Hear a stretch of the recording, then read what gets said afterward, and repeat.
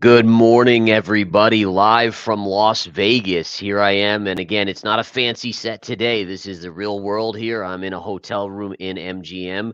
Well, we'll find out. I guess you could argue whether or not this is the real world over here in Vegas or not. But I do welcome everyone to the game plan. Thank you guys for tuning in. And I apologize. My camera's not spot on, not 4K or whatever it may be. But here, we're making do. I want to make sure you guys get all the information. I'm running on about 3.5 to 4 hours of sleep. Got in late last night setting up my computer. Of course, nothing goes according to plan, but here we are, game plan time, 9 a.m. Eastern time, and markets will be opening in just under 30 minutes. So, what are we going to do? Well, we're going to dive right into the charts here and let's see exactly what we are seeing here. So, number one, let's make that nice and big for you guys. This is the SPY chart, the S&P 500.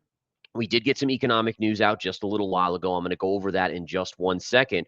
But basically what we have here is the S&P. And if we look at yesterday's close, it was right here. And so you can see that we're ever so slightly green on the day. Markets are just flat to positive. Now, this is in spite of earnings from Micron. Micron, again, down on earnings. We're going to look at that chart in just a minute and see if there are opportunities out there to be had.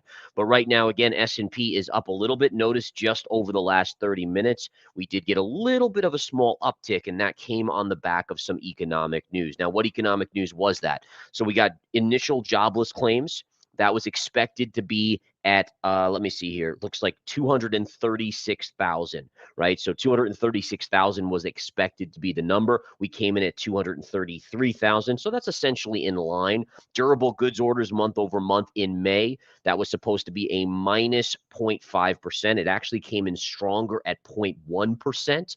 And then PCE prices came in line approximately, and GDP revision for the first quarter 1.4%, which was slightly stronger than 1.3% expected. So basically, all in all, let's just summarize this data, right? No time like the present to just summarize it all. If we flip back to the charts, it was net positive, meaning that there was more strength or slightly more strength in the economic data than you might have anticipated, but it wasn't so hot that it would have caused interest rates to spike up dramatically, right? So it was almost like the Goldilocks numbers today. Now, listen, was any economic data today even close to what's coming tomorrow in terms of the PCE data? The answer is no, not even close. Tomorrow's PCE data will be huge for the markets, but today was just kind of like a precursor. It was like the pre-fight, right? The not the main fight, but the preliminaries, if you will. Okay.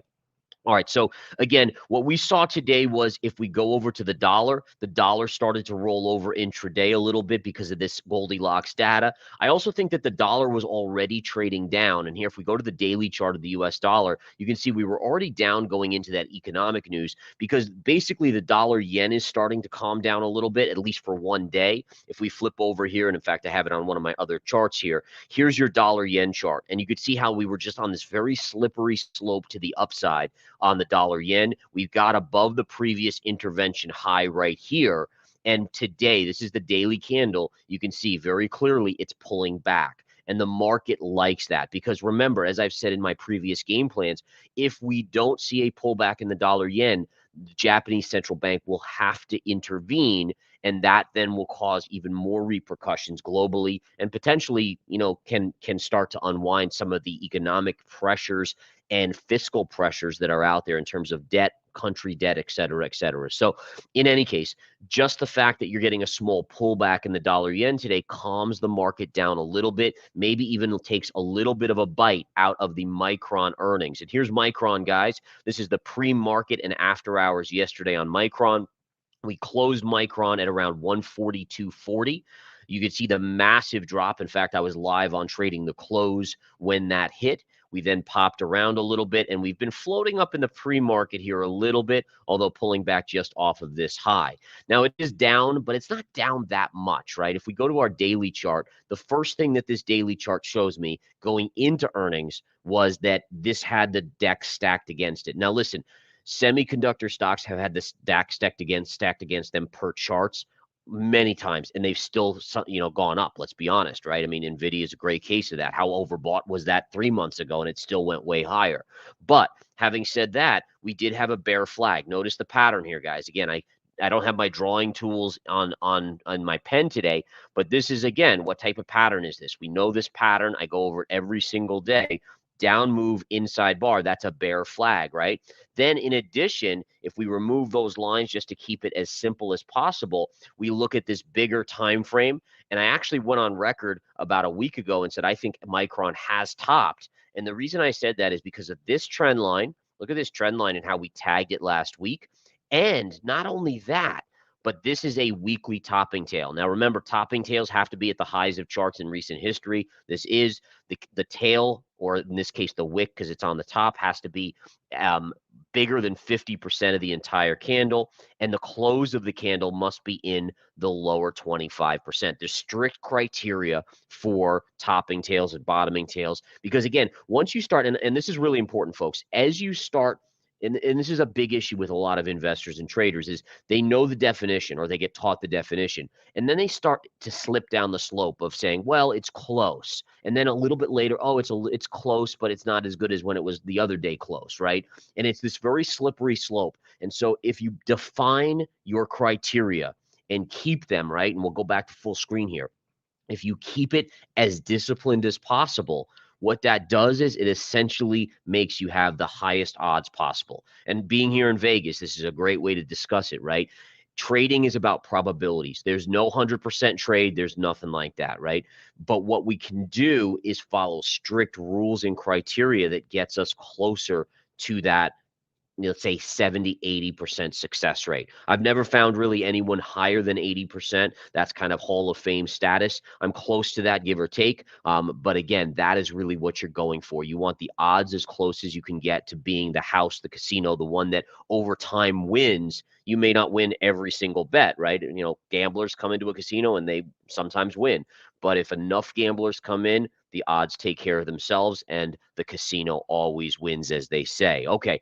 All right, so going back to the chart of Micron, there were 4 factors of why this was likely a top.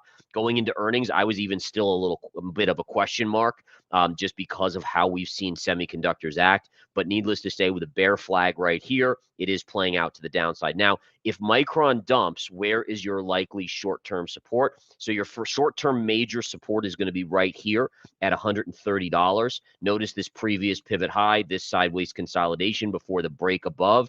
Then we consolidated, and then we had that run. So that's your first level. All right. If that were to break, and it's somewhat unlikely, but if that were to break, there's a secondary pivot right down here around 125.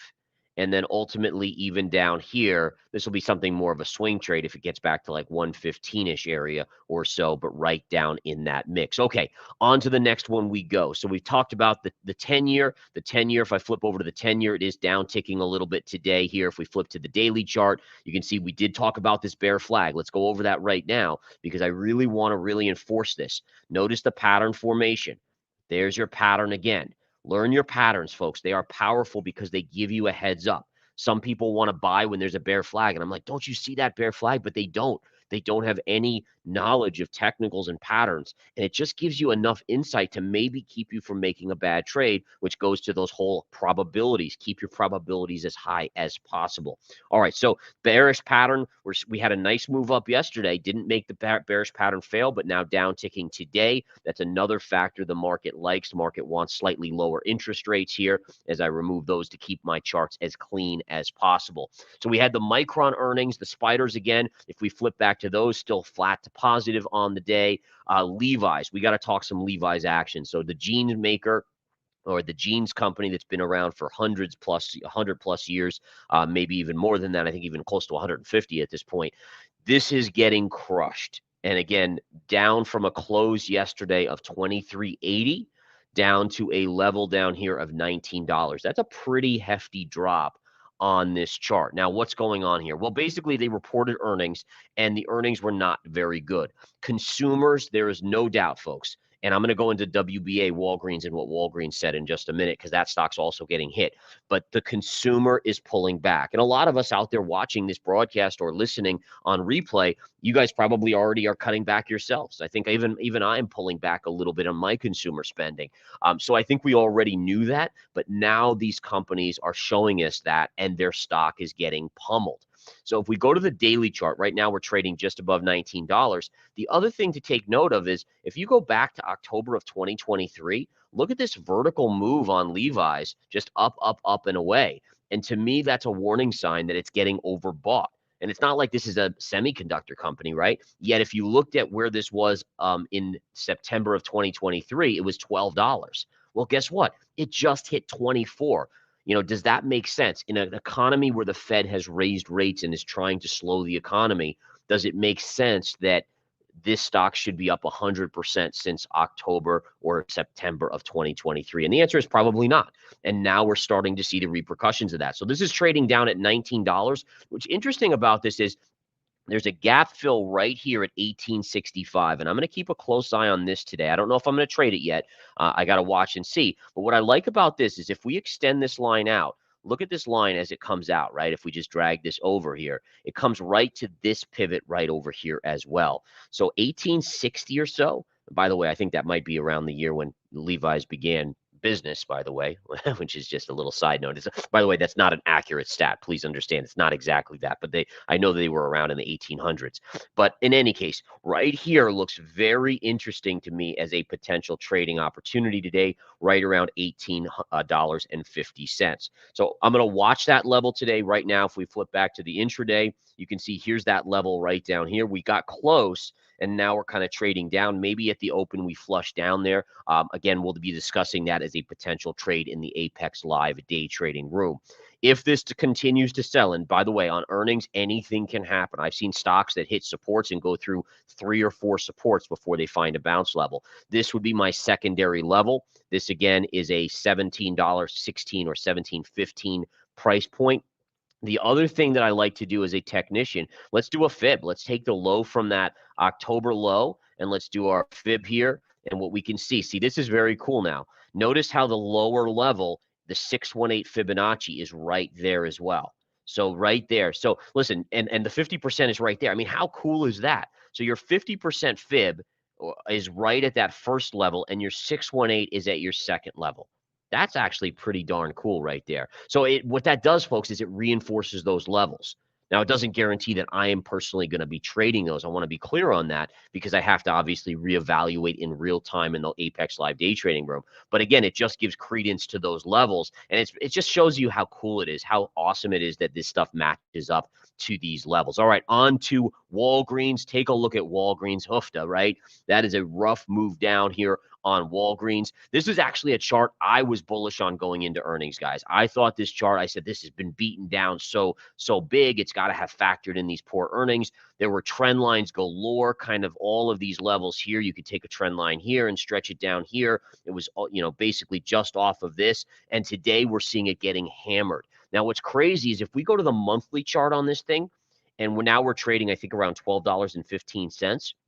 This is at a point now where you have to go back to 1996 to 1997 to find these former levels. All right, now that's actually it looks like, it looks like 97. Now I do have a level, so I'm going to try to zoom in on this, guys. This is going to be a little tricky. I'm doing it on my mouse pad today, and I did bring a regular mouse, and then, with all my other extra screens here and everything, it just didn't, to be honest, it was causing more issues than it was worth.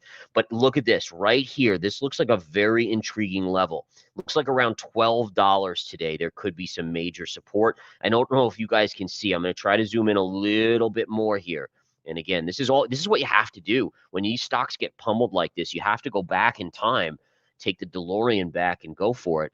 But basically, this low of this candle, see the move up and the consolidation right here? The low of this candle was right around $12. That would be a point where maybe, and I say maybe because we don't know, this would get a bounce. Now, I want to make something clear. Walgreens did lower guidance, their forecast. They're closing a bunch of stores. What they said was the consumer, guys, is not spending. And so they're closing like hundreds of stores, which honestly, there's one on like every corner. So it's not, to be honest, it's like, okay, maybe we could do with a few less Walgreens. And then there's a CVS on the opposite corner anyways here in the US. But my point is that the consumer, Levi saying it, Walgreens saying it. We've heard it from many, many other companies. And by the way, we're just about getting into earnings season now.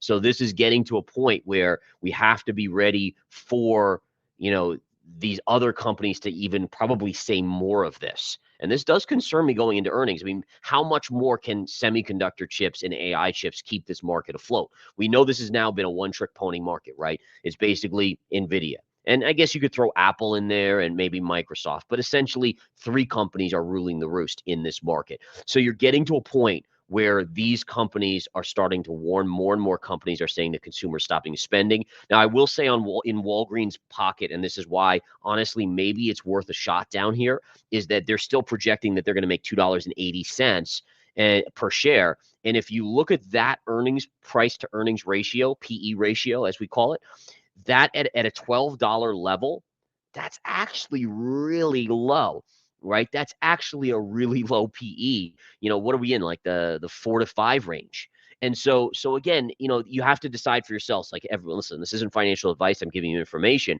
But if we flip back to the chart on this and we go to the intraday 10-minute chart, and we can see it's trading right now at around 12.35 or so. At a certain point, there's probably some value here, at a 5 PE, a 4 PE. But remember that those numbers are their revised down numbers. So you got to assume that they're probably being pretty conservative here and going to aim for that lower, at least hit that number now.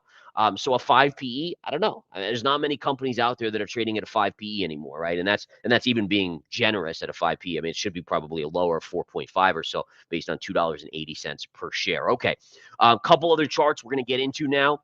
Let's go to Bitcoin. Bitcoin catching a small bid here, guys. Beautiful little uptick right here. Notice the support one. So here's where confirmation occurred. Here's where it rolled over sharply. It did pierce this line right here and then bounced. And then if we zoom in, we can see again, it came to first support, pierced that, then recovered and came right here, and it's holding there. Now, for me, what did I say was going to happen? I said likely, and I'm always talking in probability. So the likely scenario would we get some sideways to up action for a few weeks, a few days, or a few weeks, and then it should break lower. So far, that looks to be what is happening. Also, notice this could be creating what we refer to in the technical analysis industry as a bear flag. Sideways chop right here, and then eventually that bear flag forms. It brings us down. If we zoom out, we have support number 2 right down here at around 56.5. Notice the little arrow pointing to a triple 3 moving averages or 3 trend lines going through, and then it's a flat bottom right there. Now, is this eventually going to 50,000?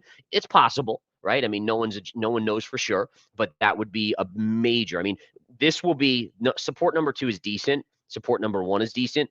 At 50,000, there is insane support. I mean, you even have the former spot ETF approval high right over here as well, right at 49,000. So again, we just take it one step at a time. I always say, like, play what the market gives us, or what is the current chart pattern setup. That's the next move. Don't necessarily, I mean, I think it's good to think 5-10 steps ahead, but you don't want to necessarily react and say, oh, well, I'm not going to trade until it hits 50, because you may miss 5 good trades until then.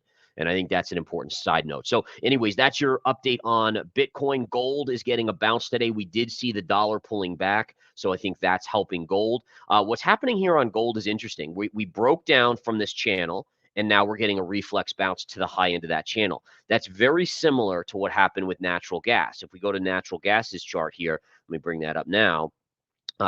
We can see that natural gas kind of did that same thing. Here was an upsloping trend line, right? It broke below, didn't confirm, retraced into that line, and then got hammered back down. So it's very possible that that could be what's on the docket for gold here. And so again, retrace into this. Now we'll watch the next couple days. I think the PCE number tomorrow is obviously going to be a big mover for gold, based on it that it's inflation and it's going to affect the dollar. But let's see, do we hit this and roll over and then come down to first support at 22.80?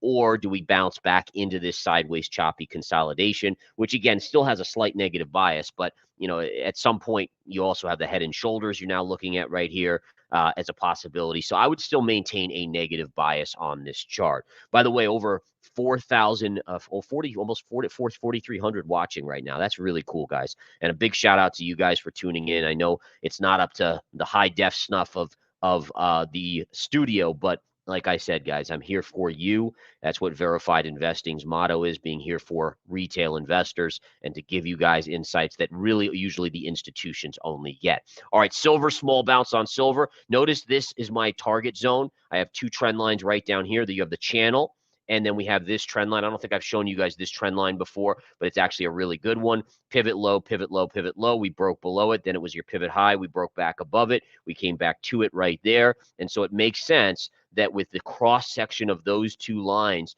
right at 28 or just below 28, if we can get price to flush in there, maybe tomorrow on PCE, I'm going to probably be nibbling on silver right in that range. And lastly, oil, guys, oil, a little bit of an uptick today. This has just been going sideways, right? Sideways chop here, which is actually a bullish pattern, right? Let's be fair. Let's call it what it is. Up move, sideways consolidation. That's slightly bullish. Yes, it's a little extended, but still it's a bullish consolidation pattern.